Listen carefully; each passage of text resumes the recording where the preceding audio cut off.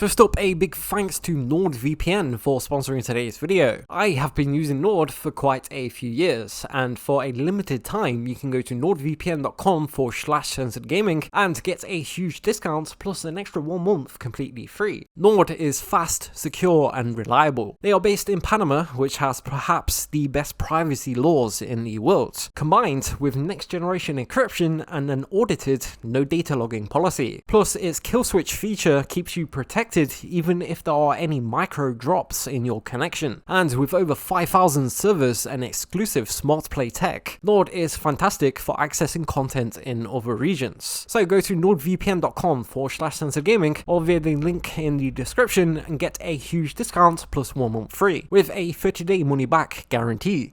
Rather than not releasing a game on Sony's PS4 and PS5, publishers East Asia Soft have gone to quite extreme measures to get the game approved for a release. But these measures mean that their game has now been turned into a whole other title. You see, recently East Asia Soft revealed their upcoming game, 20 Ladies, which we unfortunately can't show much footage of here due to the video being age restricted, which nowadays means a lot of users are unable to watch unless they submit personal info to YouTube to prove they're old enough. However, the game is reminiscent of a less challenging version of Super Meat Boy, with it featuring a squared hero who must navigate through environments and dodge circular saws and other obstacles. But there is an added twist. During gameplay, you must try and find hidden women wearing little or no clothing. Plus, every time you complete a stage, you will unlock a new saucy image. Games using suggestive images as rewards for completing levels is a concept that goes way back to the very early days of the video game industry. Gal's Panic, for instance, was a very popular Japanese arcade game that spawned many sequels. Gal's Panic's gameplay is similar to Taito's game Kicks, except unlocking the background area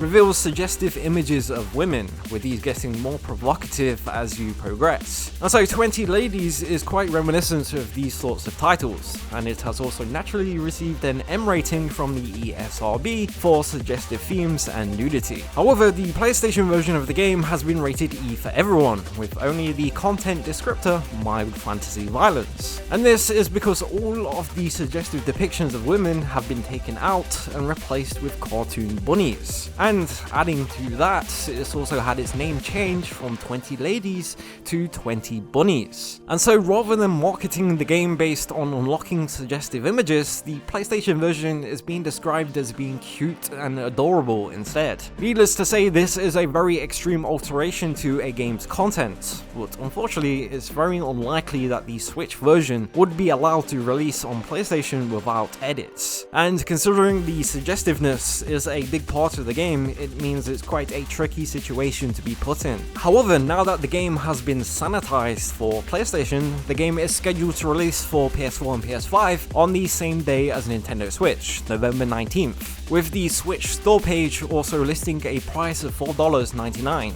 while there is no price currently listed on PlayStation. Sony's crackdown on certain suggestive content in games is something that has been widely discussed since the policy changes were introduced in 2018. To this day, one of the most authoritative and detailed reports on the crackdown comes from a piece from the Wall Street Journal in 2019. In the article, the journalist talks with numerous insiders at Sony, as well as Japanese game developers who have been affected. The article also points towards the crackdown being due to two different reasons. The first is stated to be due to general concern in the US over depictions of women in media, and the other reason is said to be due to cultural differences in Japan and Japan's use of stylized anime-like aesthetics, which can give the impression of young characters. This then means that content that would traditionally be aimed at Japanese audiences, due to platforms like YouTube and Twitch, can nowadays lead to a huge worldwide attention to their products, and there is concern that this could lead to negative PR. There will be a link to this article in the description if you want to go check it out, and there will also be a link to a video the channel made recently on 26 games that have faced censorship issues on PlayStation since the policy changes began.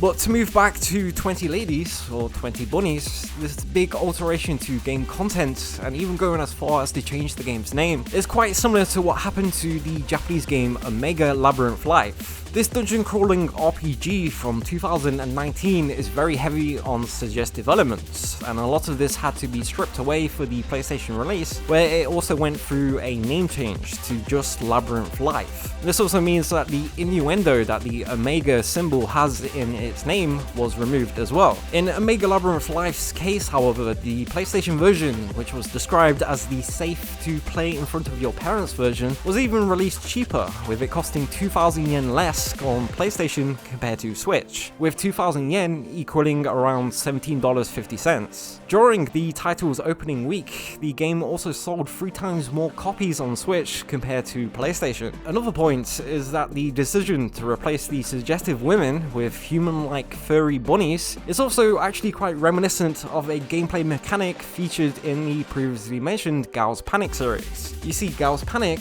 actually also featured animal creatures, although this was used as a penalty that's imposed on players who perform poorly, with the suggestive women in the background suddenly disappearing and being changed into various animal-like figures. But what are your thoughts on the 20 ladies and 20 bunnies situation? As always, let us know your thoughts in the comments, and a big thanks again to NordVPN for sponsoring today's video. Until next time, thank you for watching.